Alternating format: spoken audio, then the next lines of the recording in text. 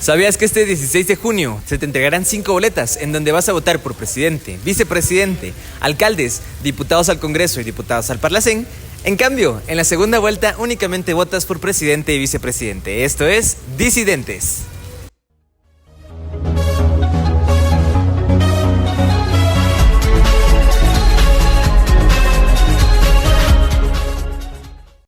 Mi nombre es Guillermo Escalante y en esta emisión de Disidentes vamos a platicar sobre las personas que aún continúan en la carrera electoral.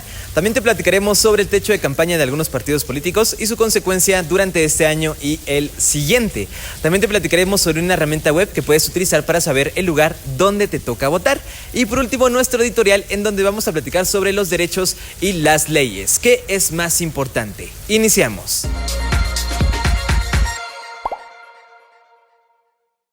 El proceso electoral empezó el 18 de enero con la convocatoria de elecciones. En esas fechas, 24 postulados a la presidencia fueron inscritos.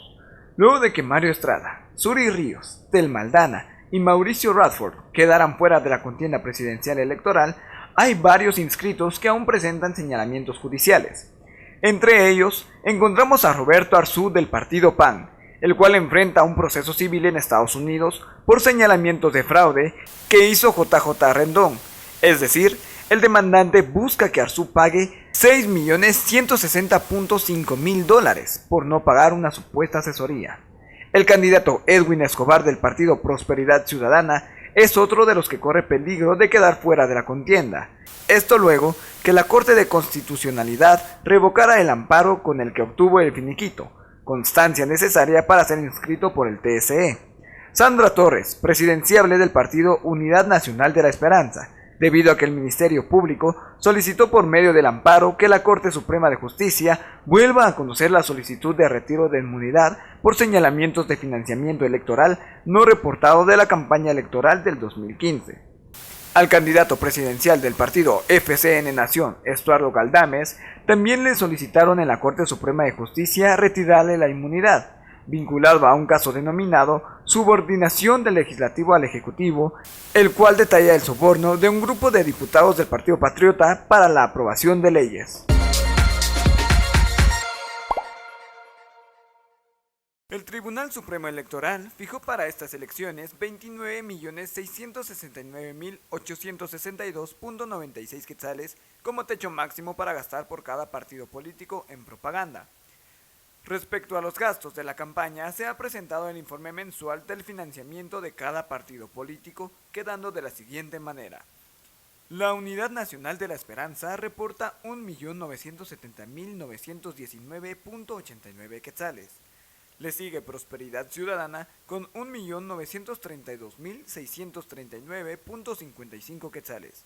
El Partido Unionista reportó 1.075.143.52 quetzales. Según los datos, la agrupación Vamos reporta 1.787.923.36 quetzales, mientras que Creo y Valor reportaron un poco más del millón. 8 partidos políticos presentaron su informe mensual por medio del sistema de cuentas Clara. Estos son Prosperidad Ciudadana, Libre, Todos, Valor, Podemos, Encuentro por Guatemala EC, Unión del Cambio Nacional UCN y Unidad Nacional de la Esperanza UNE.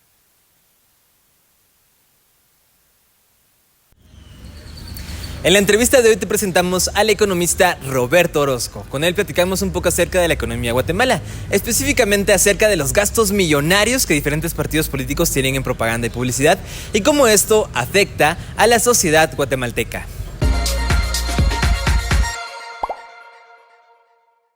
El modelo esencial de la economía es de que todos necesitamos de bienes y servicios para satisfacer necesidades y todos podemos aportar bienes y servicios a la economía también para que se satisfagan las necesidades de otros y también las nuestras.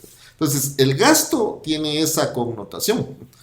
Por ejemplo, el gasto en la economía en su conjunto de política puede ser que sea beneficioso, porque se alimentan algunos sectores, por ejemplo, todo lo que tiene que ver con publicidad, con mantas vinílicas, los desarrolladores de estrategias, ellos esperan inclusive la campaña porque es un momento de agenciarse de recursos. Entonces esos sectores que están relacionados lo ven como algo positivo, ¿verdad? Y la economía es toda una cadena, ¿verdad? En donde si un grupo de la población tiene más recursos, tiene más posibilidades de gastar en el otro y hay todo un efecto multiplicador, ¿verdad? Que hasta el final el carnicero se ve beneficiado, el barbero se ve beneficiado porque al haber dinero en circulación sirve de motores, ¿verdad? Ahora, el problema es un poco en torno a lo que usted me decía, porque entiendo un poco el objetivo de la pregunta es cómo van a recuperar ellos eso. Y eso ya cae en un aspecto meramente ético, ¿verdad? Y un problema que hoy en día estamos viviendo en nuestra sociedad, que es muy complicado, que es el tema de la corrupción. Y entonces es también bien lógico que nadie va a invertir en algo si no va a tener un retorno. O sea, en economía y en administración de negocios todos lo sabemos, ¿verdad? Uno decide una inversión siempre y cuando tenga un retorno, con una tasa de rentabilidad alta. Entonces uno podría esperar también, ¿verdad?, que esta gente que invierte mucho dinero, no creo yo que lo esté haciendo por filantropía, ¿verdad? O sea, porque son buena gente y quieren inyectar recursos a la economía, sino que la mayor parte de ellos están pensando en cómo recuperar el dinero cuando llegan al poder. Y la mayor parte de veces es vía corrupción, ¿verdad? A través de la sobrevaloración de obras, de adjudicación de algunos beneficios o privilegios para algunas empresas. Entonces, digamos, hay toda una red ahí atrás del gobierno. Y eso sí es negativo también para la economía, ¿verdad? Porque dentro de los factores de la competitividad, algo que limita el desarrollo de una economía es precisamente la corrupción, ¿verdad? Mucha gente no viene a invertir acá porque el país tiene fama de que es muy corrupto, ¿sí? Este domingo 16 de junio tienes una cita para emitir tu voto. Si es la primera vez que asistes a las votaciones o no recuerdas el proceso, aquí te contamos todo lo que tienes que saber. Primero, lo único que necesitas llevar es tu DPI. Deberás de consultar el centro de votación y mesa para conocer el lugar al que deberás dirigirte. Esto lo puedes hacer por medio de 2 herramientas en internet. La primera forma es dirigirte a la página en dondevotas.tce.org.gt. También puedes descargar la aplicación En Donde Votas 2019, disponible para Android.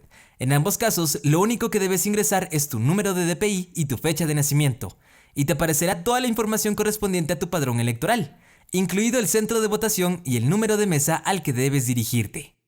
Al llegar, dirígete al número de mesa que te asignaron, entrega tu DPI, ya que verificarán tus datos y fotografía y te indicarán el espacio donde debes firmar.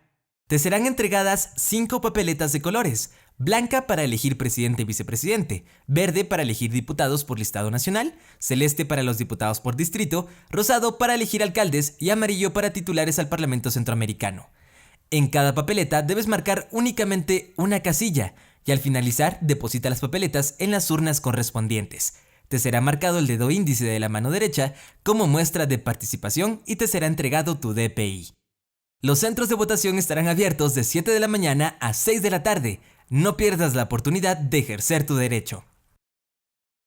En la editorial de hoy hablaremos sobre los derechos y las leyes. ¿Qué es más importante? ¿Qué debe de cumplirse a cabalidad? ¿Un derecho o una ley?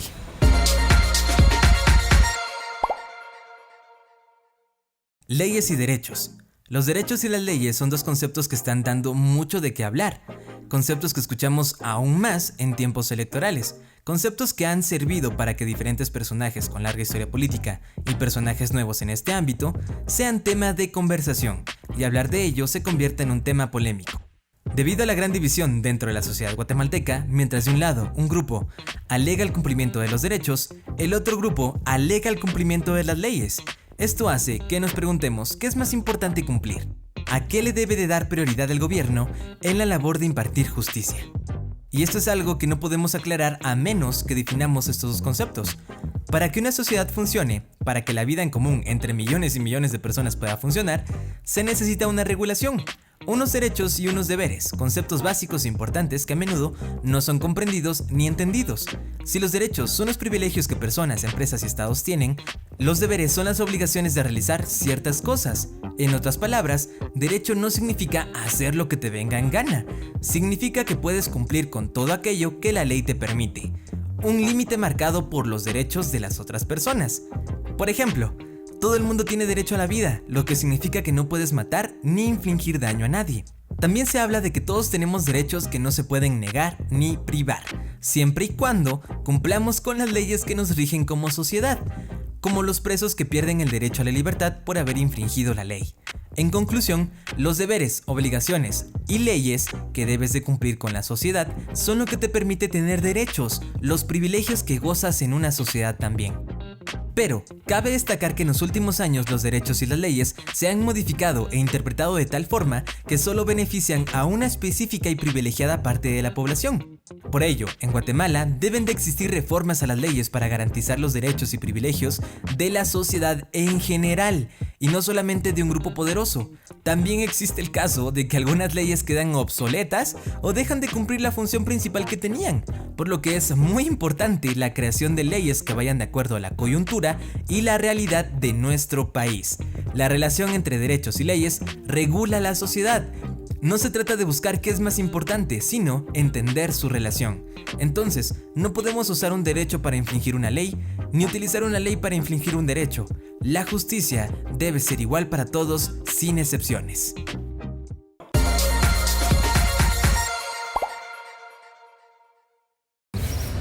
Y esto fue todo en Disidentes. Mi nombre es Guillermo Escalante. Nos vemos en una siguiente emisión.